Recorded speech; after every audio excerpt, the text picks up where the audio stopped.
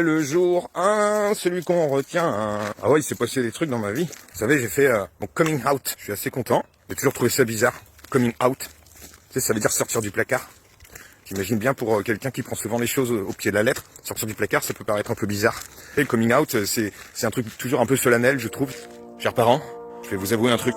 À la dernière présidentielle, j'avais voté Mélenchon. C'est triste, parce que finalement, c'est comme si t'avouais un crime. C'est un peu bizarre quand même, je trouve, cette démarche. C'est parce qu'on est dans une société quand même où, mine de rien, faut se fondre un petit peu dans la masse. Et dès que tu t'écartes un peu, moi j'ai une phrase que j'aime bien dire. La marge, c'est ce qui tient les feuilles du cahier.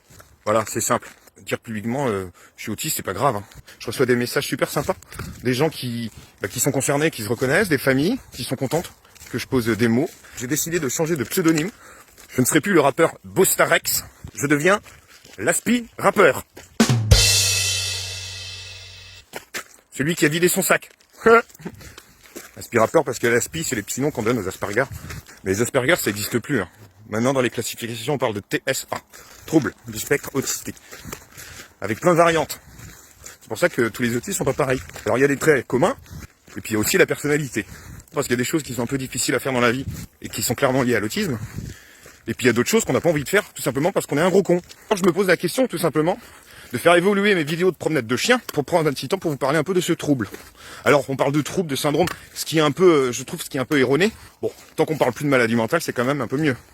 Non, c'est un dysfonctionnement neurologique. A priori, apparaît même avant la naissance. C'est limite avant la grossesse.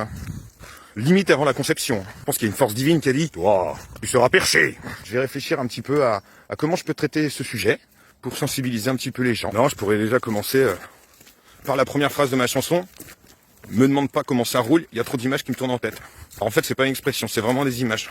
Quand tu as un TSA, tu décodes pas forcément les implicites, en tout cas pas tout de suite. Si tu me demandes si ça roule, automatiquement je vais penser à une voiture ou une roue. Alors si tu me demandes en plus si ça gaze, je commence à avoir du mal à respirer.